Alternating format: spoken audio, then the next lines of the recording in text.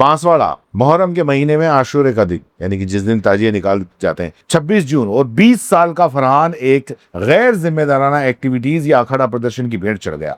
एक जवान युवा जो न जाने क्यों किससे प्रभावित हुआ और मुहर्रम की 10 तारीख यानी कि 26 जून को ताजियों के जुलूस के दौरान जो अखाड़ा प्रदर्शन होता है उसमें अपने जिस्म के ऊपर पटाखे बांधकर उसे जला दिए। पटाखे फूटे और ये 20 साल का लड़का फरहान बुरी तरह झुलस गया। 7 दिन तक मौत से जंग लड़ता रहा उदयपुर के एक निजी अस्पताल में, और आखिरकार शुक्रवार को उसकी मौत हो गई। अब जो बांसवाड़ा में जो जिम्मेदार लोग हैं वो सब एक दूसरे पर इल्जाम लगा रहे हैं। कुछ मुस्लिम कलेक्टर और एसपी को ज्ञापन दे रहे हैं कि पुलिस और प्रशासन पर सवाल उठा रहे हैं कि जब ऐसे प्रदर्शन पर रोक थी तो ऐसे प्रदर्शन होने क्यों दिए।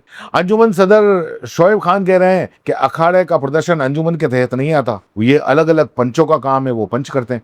और पुलिस प्रशासन है उसका कहना है कि अब जांच करवाएंगे अखाड़े में प्रदर्शन क्यों हुआ, कैसे हुआ प्रदर्शन, इसकी अनुमति तो थी नहीं। लेकिन इन सबके बीच में साहब एक 20 साल के युवा की जान चली गई और सब अब जागे हैं। वाह, जो मुस्लिम समाज के लोग ज्ञापन देने गए या जो अब इसको कह रहे हैं कि ऐसा नहीं होना चाहिए, क्या उन्हें नहीं पता था कि बांसवाड़ा के अंदर मुहर्रम में जब ताजिए का जुलूस निकलता है तो उस दौरान अखाड़ा होता है, और 10 तारीख को जब ये जो जुलूस निकलता है हमेशा अखाड़ा होता है और उसमें इस तरीके के प्रदर्शन होते हैं। तो क्या ये अखाड़ा करना ये इस्लामिक तरीका है? क्या उनको ये नहीं लगा कभी भी कि ये बिल्कुल गैर इस्लामिक है, इससे मुहर्रम या इस्लाम का कोई ताल्लुक नहीं है? तो फिर ये जाहिलाना हरकत या जाहिलाना स्टंट क्यों होने दिया, क्यों करने दिया, और वो भी किस दिन करने दिया? जिस दिन नबी करीम सल्लल्लाहु अलैहि वसल्लम के नवासे हजरत इमाम हुसैन रज़ियल्लाहु ताला अन्हु उनकी शहादत के मौके पर आप ये हरकत कर रहे हैं। कमाल है। मतलब जिन्होंने हक, ईमान और इस्लाम के लिए सच की राह में सर कटा किया, उस दिन उनकी कुर्बानी को आप इस तरह जता रहे हैं, और इस तरह के तमाशे से आप इस्लाम से जोड़कर आप जस्टिफाई करेंगे। कैसे जस्टिफाई करोगे?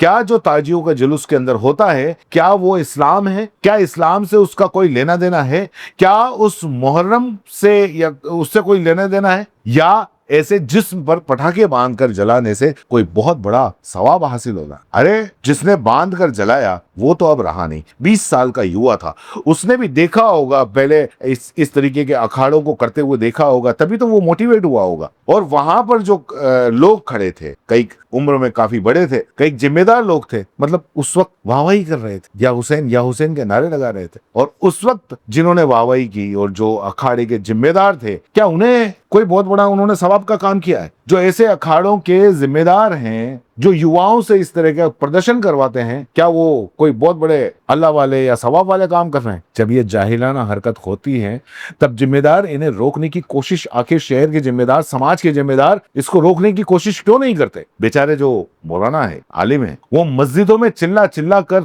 थक गए। हर जुमे के दिन तकरीर के अंदर आपको ये कहेंगे कि मुहर्रम की 10 तारीख को ये जो तमाशे होते हैं उसे बंद करो, इसका इस्लाम से कोई लेना देना नहीं है और इसका इस्लाम से कोई ताल्लुक नहीं, लेकिन कोई मानने को तैयार नहीं है। और ये सिर्फ बांसवाड़ा की बात नहीं है, ये मतलब हर जगह की बात है। कई जगह तो ऐसे खतरनाक और इंसिडेंट हुए, कहीं साहब कार में बैठ के उसमें आग लगा रहे हैं, और कहीं क्या ऐसे कई वीडियो सामने आए जिनके देख कर लग रहा था कि शायद जो ये क्या है, ये क्या कर रहे हैं, कहाँ जा रहे हैं। और ये जो बांसवाड़ा का जो वीडियो आया, मैं आपको दिखा भी रहा हूँ, ये जो सामने आया उसको देखकर लग रहा है कि अंदर जो होगा वो खैरियत से तो नहीं होगा, और बाहर खड़े सारे लोग या हुसैन के नारे लगा रहे हैं। कमाल है। इस मामले में बांसवाड़ा के जो अंजुमन के सदर हैं शोएब खान, उनसे भी हमने बात की। उन्होंने कहा कि ये बिल्कुल सही नहीं है, ऐसा नहीं होना चाहिए। और उन्होंने ये भी बताया कि जो अखाड़े होते हैं उन सबके अलग अलग लाइसेंस लेते हैं, अलग अलग उन समाज की परमिशन होती है, इसका अंजुमन से कोई लेना देना नहीं है। अंजुमन इसका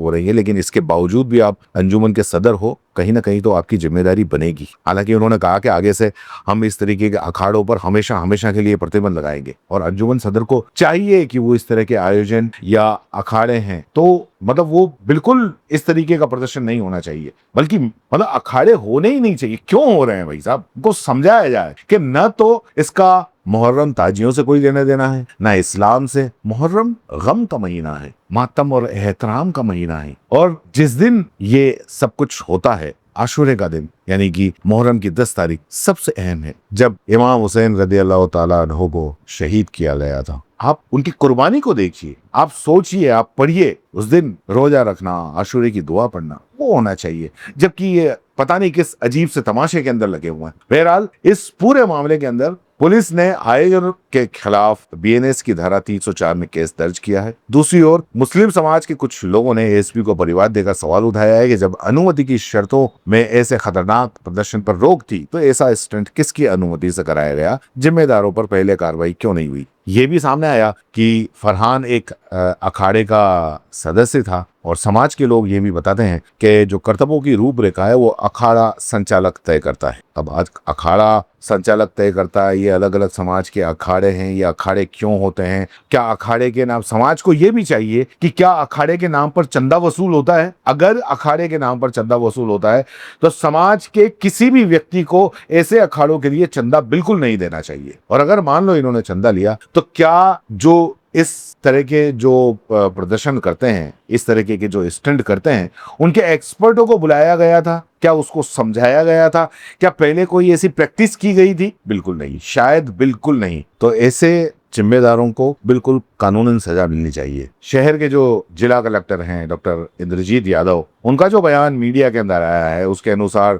ताजिए के जुलूस की अनुमति स्पष्ट शर्तों के साथ दी गई थी। शर्तों में जानलेवा स्टंट पर रोक, प्रशिक्षित विशेषज्ञों की निगरानी और पूर्ण व्यवस्था अनिवार्य थी। प्रारंभिक जांच में इन शर्तों के उल्लंघन के संकेत मिलते हैं और प्रशासन अब जुलूस के फोटो और वीडियो जुटाकर ये जांच कर रहा है कि फरहान वाला स्टंट किन परिस्थितियों में कराया गया। जांच के बाद में संबंधित अखाड़ों पर प्रतिबंध लगाने सहित कानूनी कार्रवाई की जा सकती है। अब आप देखिए, आप सोचिए कि आपके इस एक जाहिलाना स्टंट की बदौलत पूरी की पूरी कौम बदनाम होती है, जबकि ये बिल्कुल तय है। मैंने फिर बार बार कह रहा हूं कि ऐसी कोई भी हरकतें, ये ही नहीं और भी काफी कुछ वीडियो हैं जो बिल्कुल साफ तौर पे नहीं दिखा सकते। ये जो वीडियो आप चल रहे हैं, आप देखो, मतलब इसका नहीं, इस्लाम से कोई लेना देना नहीं। आप क्या गम मना रहे हो, क्या मातम मना रहे हो, इस तरीके से एक बार फिर सोचिएगा और कम से कम अब कोई ऐसी हरकत ना हो। उसको समाज के लोगों, समाज के जिम्मेदार लोगों को आगे आना पड़ेगा और उनको इस पर रोक लगानी हो। धन्यवाद।